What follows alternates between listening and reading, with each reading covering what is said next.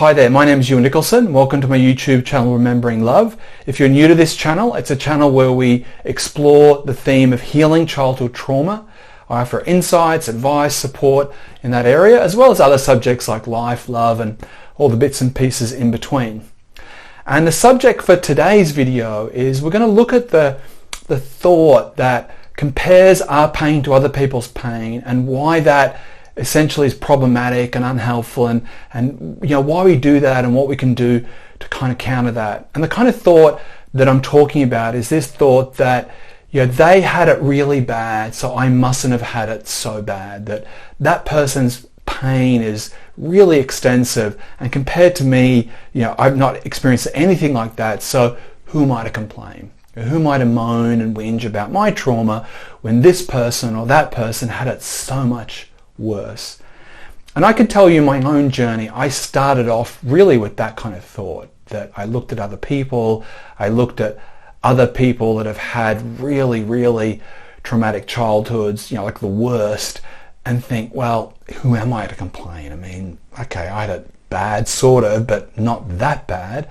I remember reading a book in the 90s, I think it was like David's Story, and it was just this horrific story about this boy that was brought up in a way where he's locked in a basement. I mean, I can't remember the details, but it was horrible. He was sexually, emotionally abused, just horrible, horrible stuff. And he ended up recovering from this, and I think there were 3 books written. He became a counselor. And I remember reading it at the time and thinking, wow, what an inspiring story on one hand. But on the other hand, I remember thinking, wow, who the hell am I to complain? Compared to this guy, I've been through nothing. And it's a very, very kind of dangerous and unhelpful way to think. And I'd like to share with you an analogy.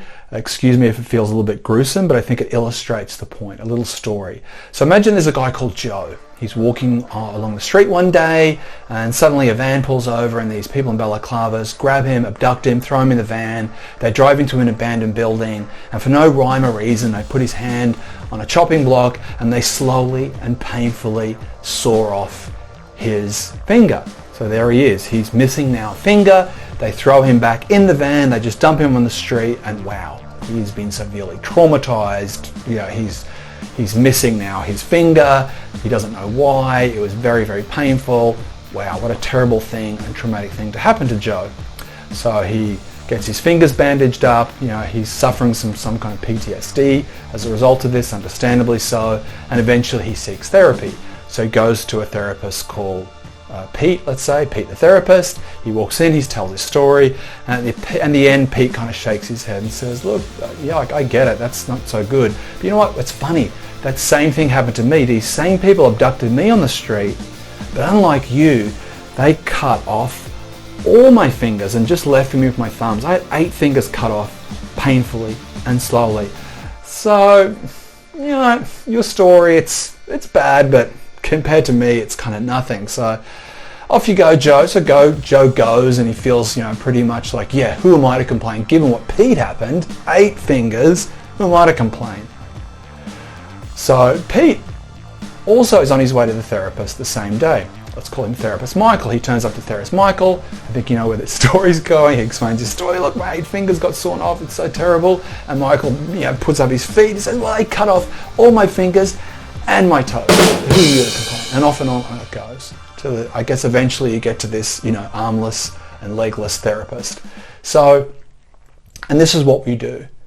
Because the reality is, independent of someone getting 8 fingers cut off, 8 fingers and their toes cut off, that one finger, the excruciating pain and trauma of that event is no less. Just because someone had it way more. We also don't know what resources these people had after it, what they understood, how they were supported, and maybe what should be more painful ends up being less painful. There are so many variables involved, but what I do know is that painful event of Joe in that analogy is no less or more painful because someone had it worse. And we do that. We do that all the time, particularly when we're beginning our journey. We minimize and rationalize away the degree of our pain based on a comparison that we shouldn't really be doing. Now, there are 2 aspects of why we do this.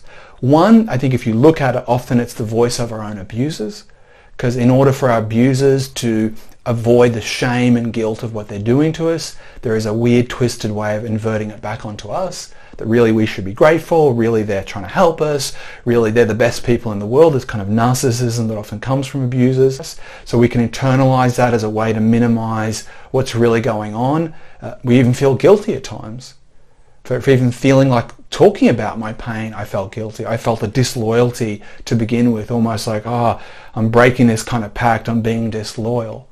So that's one aspect of why we can end up minimizing and comparing our pain as a way of avoiding the reality of its gravity and its extent. Another aspect of it is, it's just hard to face up to. There's just an element of denial where when we really take it in and say, look, this happened, and we forget comparisons, what happened to others or what didn't happen to others. We say, this happened, this hurt, this wounded me.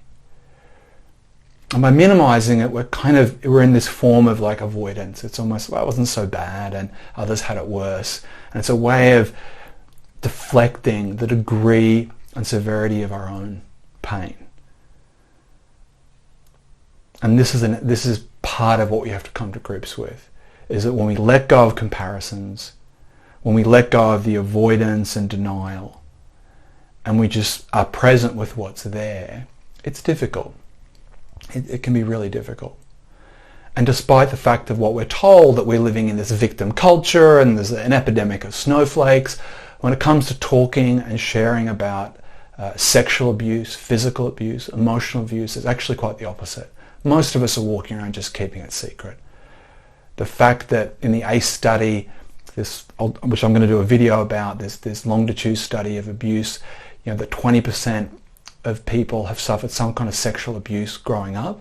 I mean, do you think really those 1 in 5 people going around moaning and complaining about the sexual abuse they occurred? It's quite the opposite. So rather than a culture that encourages us to share and be open, really there's a very subtle message of shut up, put up, and don't complain. So we have our own internal avoidance and our own eternal denial. Then we have a culture of silence on one level, because it's confronting. Who wants to really face it? This culture we think is so great and so amazing is full of trauma, sexual and physical abuse. I mean, I think it's too confronting for a lot of people. So there's an unspoken message to minimize your trauma, get on with things, shut up. There's an internal message that we give ourselves to shut up. So the process of comparing ourselves to others is reinforced on one level. Who are we to complain? And you know what? We're entitled. Who are we to complain? I am who I am to complain. I'm allowed to complain. I'm allowed to be a victim. I'm allowed to say, this happened. I don't have to deny it. I don't have to avoid it. So whatever you've been through, you have a right to feel it, you have a right to express it, and you have a right to own it, independent of what anyone else has been through. And the irony is, the moment we do that, we start that journey, it does lose in a strange way some of its power over us, because the denial, the pushing away, it just gets bigger and bigger, and the shadow gets larger and larger. And to bring things out of our shadow, to bring things into our consciousness, into our awareness, there is immense power in that, because we're taking the shame away. We're saying what happened, happened. And I don't need to be ashamed. I don't need to keep a secret. I don't need to shut up and put up like I did when I was a kid. I'm an adult now, and I have agency and access to my own voice, and I'm going to share this. So look, I hope this has helped. If you've had an experience that you feel is similar or kind of links into this, please put it in the comments. I'd love to hear from you. If you've enjoyed this video, please like and subscribe. And if you know someone that you think thinks like this, that minimizes their pain and trauma on the basis of comparison, please send them this video, share this video, and see if it can help them out a little bit. But thank you for watching. I hope you're well, and please take care of yourself. Okay, bye-bye.